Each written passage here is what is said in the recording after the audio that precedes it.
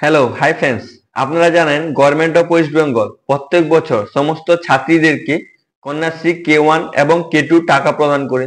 এবার যে সমস্ত স্টুডেন্টরা কন্যাশ্রী K1 এর জন্য অ্যাপ্লিকেশন করেছিল, ওদের 18 বছর যদি বয়স হয়ে যায় তাহলে ওদের কন্যাশ্রী K2 ফর্ম জেনারেট হয়ে যায়। তো আজকে আমি আপনাদেরকে দেখাবো যে কিভাবে কন্যাশ্রী K2 ফর্ম ডাউনলোড করা হয়। তো চলুন শুরু করা যাক। তো ফ্রেন্ডস, শুরু করার আগে আপনার কাছে একটি রিকোয়েস্ট, যদি আপনি এই চ্যানেলে ফার্স্ট টাইম ভিজিট করছেন তো চ্যানেলটিকে সাবস্ক্রাইব করবেন আর আপনার নিজের বন্ধুদেরকে বেশি বেশি করে শেয়ার করবেন। তো চলুন শুরু করা যাক।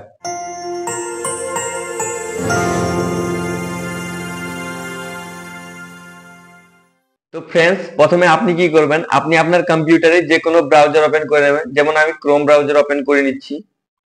তারপর আপনি এখানে সার্চ বার দেখতে পাচ্ছেন, আপনি এখানে টাইপ করবেন কন্যাশ্রী লিখে সার্চ করবেন। সার্চ করার পর আপনার কাছে এরকম ইন্টারফেস চলে আসবে। আপনি এখানে ফার্স্টের যে অপশনটা দেখতে পাচ্ছেন কন্যাশ্রী, আপনি এখানে ক্লিক করবেন। ক্লিক করার পর একটু লোডিং নেবে। লোডিং নেওয়ার পর আপনার কাছে এরকম ইন্টারফেস চলে আসবে।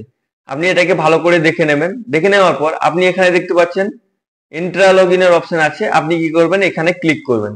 ক্লিক করলে আপনার কাছে দুটো অপশন চলে আসবে। ফার্স্ট অপশন দেখবেন 2013-14, 2018-19, তারপর দেখতে পাচ্ছেন 19-20। এখানে আপনি দ্বিতীয় অপশনটা চুজ করে নেবেন। চুজ করে নেওয়ার পর একটু লোডিং নেবে। লোডিং নেওয়ার পর আপনার কাছে এরকম ইন্টারফেস চলে আসবে। আপনি এটাকেও ভালো করে দেখে নেবেন। দেখে নেওয়ার পর আপনি এখানে দেখতে পাচ্ছেন ইন্ট্রা কন্যাশ্রী লগইন, মানে এটা আপনার স্কুল পোর্টাল লগইন করার অপশন আছে। তো আপনি কি করবেন, এখানে ফার্স্টে যে দেখতে পাচ্ছেন প্লিজ সিলেক্ট ডিজিগনেশন, মানে আপনাকে ডিজিগনেশন সিলেক্ট করতে হবে। আপনি এখানে ড্রপ ডাউন বক্সে ক্লিক করবেন। ক্লিক করার পর আপনার কাছে অনেকগুলো অপশন চলে আসবে। এখানে আপনি ফার্স্টে দেখতে পাচ্ছেন স্টেট লেভেল, মানে স্টেটে জেনারেল অফিসার আছেন ওনারা এখান থেকে লগইন করতে পারবেন। তারপর এখানে দেখতে পাচ্ছেন ডিস্ট্রিক্ট লেভেল আছে, সাব ডিভিশনাল লেভেল আছে, ব্লক লেভেল আছে। এগুলোকে আপনি ভালো করে দেখে নেবেন। দেখে নেওয়ার পর আপনি যেটা থেকে লগইন করতে চান আপনি ওখান থেকে লগইন করে নেবেন। যেমন আমি ইনস্টিটিউট লেভেল থেকে লগইন করতে চাই, তো আমি কি করব, এখানে ইনস্টিটিউট সিলেক্ট করে নেব। সিলেক্ট করে নেওয়ার পর আপনি দ্বিতীয় অপশন দেখতে পাচ্ছেন প্লিজ সিলেক্ট সাব ডিজিগনেশন, মানে আপনাকে এখানে সাব ডিজিগনেশন সিলেক্ট করতে হবে।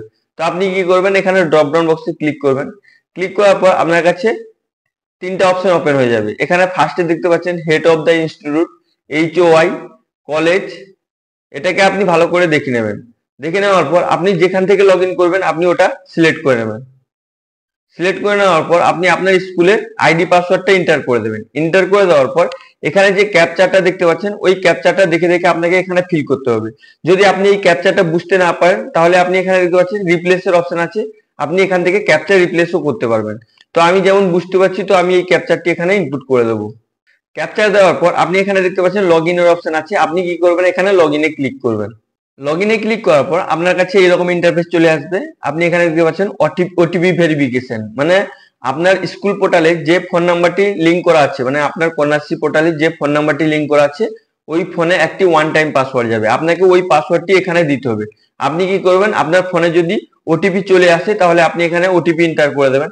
আর যদি না আসে তাহলে আপনি এখানে দেখতে পাচ্ছেন রিসেন্ডের অপশন আছে, আপনি রিসেন্ড করেও ওটিপি আবার রিসেট করতে পারবেন। তো আমার কাছে যেহেতু ওটিপি চলে এসেছে আমি কি করবো, এখানে ওটিপিটি এন্টার করে দেবো। ওটিপিটি এন্টার করার পর আপনি এখানে দেখতে পাচ্ছেন ভেরিফাই ওটিপির অপশন আছে। আপনি কি করবেন, এখানে ভেরিফাই ওটিপির অপশনে ক্লিক করবেন। ক্লিক করার পর আপনার স্কুলের যে ড্যাশবোর্ডটি ওপেন হয়ে যাবে, আপনার স্কুলের কন্যাশ্রী পোর্টালে ড্যাশবোর্ডটি ওপেন হয়ে যাবে। আপনি এটাকে ভালো করে দেখে নেবেন। দেখে নেওয়ার পর আপনি এখানে অনেকগুলো অপশন দেখতে পাচ্ছেন। এখানে ফার্স্ট অপশন দেখতে পাচ্ছেন সার্চ অ্যাপ্লিক্যান্ট, মানে আপনি অ্যাপ্লিক্যান্টকে সার্চ করতে পারবেন, আইডি বা ওর অ্যাকাউন্ট নাম্বার দিয়ে সার্চ করতে পারবেন। তারপর আপনি দেখতে পাচ্ছেন রেনুয়াল আপগ্রেডেশন, এগুলোকে আপনি ভালো করে দেখে নেবেন। দেখে নেওয়ার পর আপনি এখানে দেখতে পাচ্ছেন রেনুয়াল আপগ্রেডেশন, আপনি এখানে ক্লিক করবেন। ক্লিক করার পর আপনার কাছে অনেকগুলো অপশন ওপেন হয়ে যাবে। এখানে দেখতে পাচ্ছেন রেনুয়াল ফর্ম এন্ট্রি 2023-24, মানে আপনি 2023-24 এর জন্য রেনুয়াল ফর্ম এন্ট্রি করতে পারবেন। তারপর আপনি দেখতে পাচ্ছেন আপগ্রেডেশন ফর্ম এন্ট্রি, মানে আপনি আপগ্রেডেশন ফর্ম এন্ট্রি করতে পারবেন। তারপর আপনি এখানে দেখতে পাচ্ছেন আপগ্রেডেশন ফর্ম এন্ট্রি 2024-25, মানে আপনি এখানে ক্লিক করলে আপনি K2 ফর্ম এখান থেকে পেয়ে যাবেন। তো আপনি কি করবেন, এখানে আপগ্রেডেশন ফর্ম এন্ট্রি 2024-25 এ ক্লিক করবেন।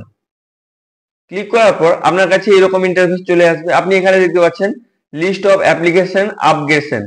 তো আপনি কি করবেন, এখানে দেখতে পাচ্ছেন সিলেক্ট ইয়ার, মানে আপনি এখানে ড্রপ ডাউন বক্সে ক্লিক করবেন। ক্লিক করলে আপনার কাছে একটা অপশন চলে আসবে, 24-25-এর অপশন চলে আসবে, আপনি ওটা সিলেক্ট করে নেবেন। সিলেক্ট করে নেওয়ার পর আপনি এখানে দেখতে পাচ্ছেন সাবমিটের অপশন আছে, আপনি কি করবেন এখানে সাবমিটে ক্লিক করবেন। সাবমিটে ক্লিক করার পর আপনার কাছে এরকম ইন্টারফেস চলে আসবে। আপনার স্কুলে যতজন স্টুডেন্ট K2 মানে 18 বছর হয়ে গেছে, K2 তে নাম চলে এসেছে, ওই সমস্ত স্টুডেন্টের পুরো নাম দেখাবে।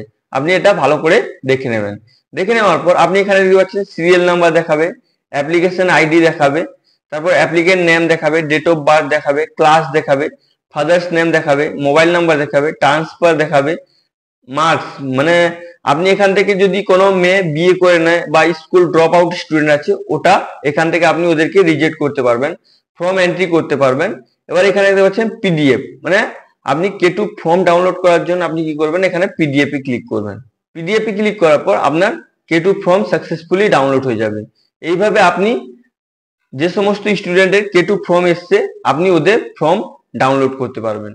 আই হোপ ভিডিওটি আপনাকে খুবই ভালো লেগেছে। যদি আপনাকে ভিডিওটি ভালো লেগে থাকে তাহলে লাইক করুন, সাবস্ক্রাইব করুন, নিজের বন্ধুদেরকে বেশি বেশি করে শেয়ার করুন। আর যদি আপনার মনে কোনো প্রশ্ন থাকে অবশ্যই নিজে কমেন্ট করে জিজ্ঞেস করুন, আমি আপনাদেরকে হেল্প করার চেষ্টা করব। Thank you friends.